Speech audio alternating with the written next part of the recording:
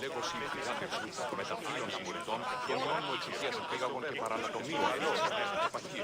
Yes, you come and talk to this infuriating air-bladder. I've had my fill. Perhaps later. First, explain to me your point again.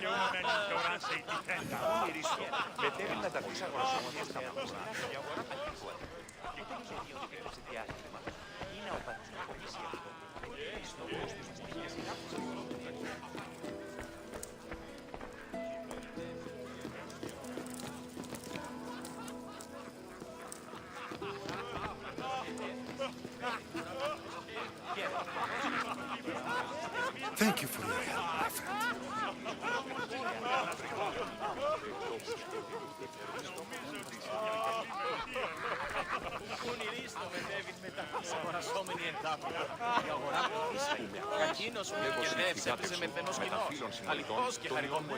A new face in Pericles' abode! Ha! That in itself is a remarkable thing. You must have seen me doing my impression of Cleon. I call it the Orange Ape. Tell me, what does it think? Did you just call me it?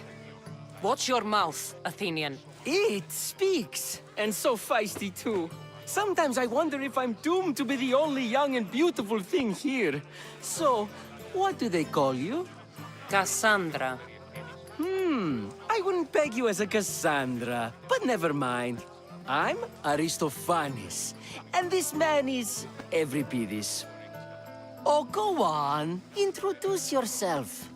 I'm Euripides. For a playwright, you're not much for words. Good men lead quiet lives, as old Euripides likes to say. Don't you, Euripides?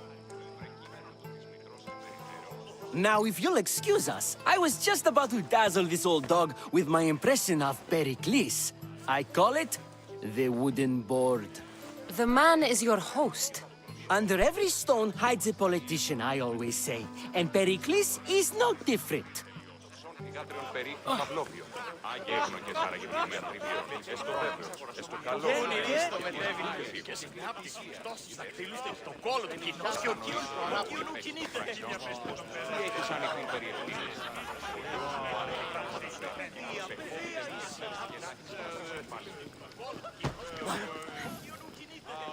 Of course, I only use the terms war or God or civility in the context of what can be observed.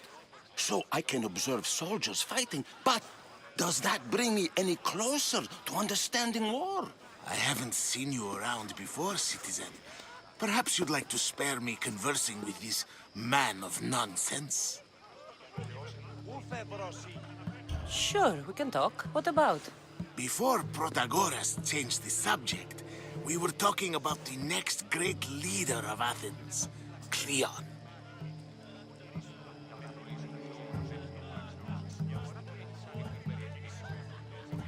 I saw Cleon speaking at the Pnyx. He's a real man of the people.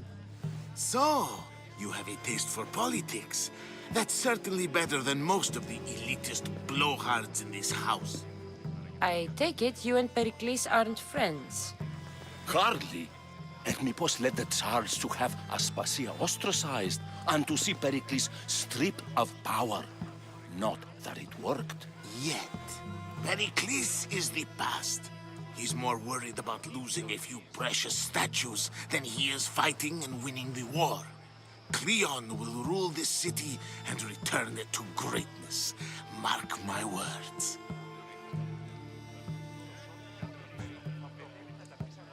If you're an ally of Cleon, why would Pericles invite you? You're not from Athens, outsider. Here, we keep our enemies closest of all. Why isn't Aspasia here? Can you be certain she isn't? To observe her presence is still no guarantee that she is here.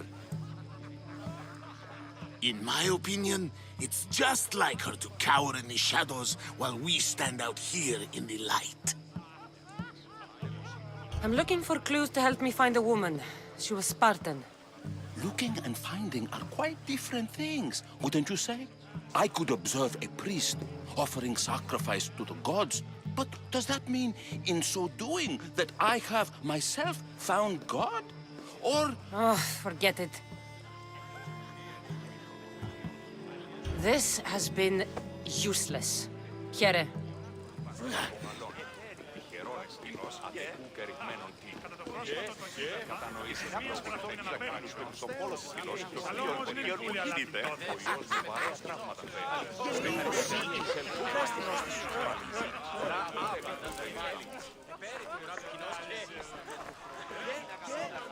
I suppose you've come in here to mock me for my fight with Euripides.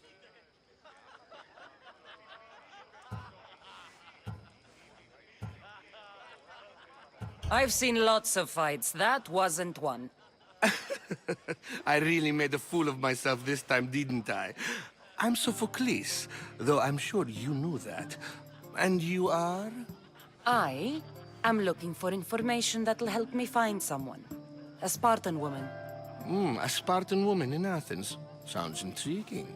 Though, if you expect me to notice someone other than myself, you expect too much. You could talk to Euripides. He's the second most worldly man here.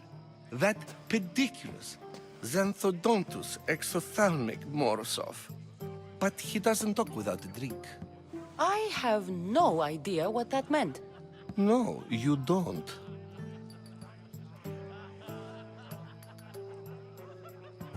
You want to get Euripides drunk. Are you hoping he's gonna make an even bigger scene than you did? Ha! We both know that's not possible. But you're a feisty one, to say the least. All right. If nothing else, this party could use the help. You'll need to pick the right wine for this task. The kitchen should have what you need. Let me know when Euripides is done in, and I'll slip away unseen. How do you know Pericles? I believe you mean to ask me, how does Pericles know you? I'm the greatest dramatist in the land, mentor to Euripides, lover of Asclepios, father of theater, and so on, and so on. I'm sure it's a real honor to have you hiding in his kitchen. You're awfully worked up over Euripides. You sure you're just friends? I'm never just anything, foreigner. Though I confess, Euripides and I hold a bond deeper than brotherhood. Why he slams it with that banal young plaything, Aristophanes, I will never know. I'll get the wine. Wonderful. Now, if you want some friendly advice, Aristophanes cannot stand sweet wine. I've seen what it can do to him. Absolutely, horrifyingly delightful. It wouldn't be a party without someone losing their stomach. I'll let you know if your plan worked.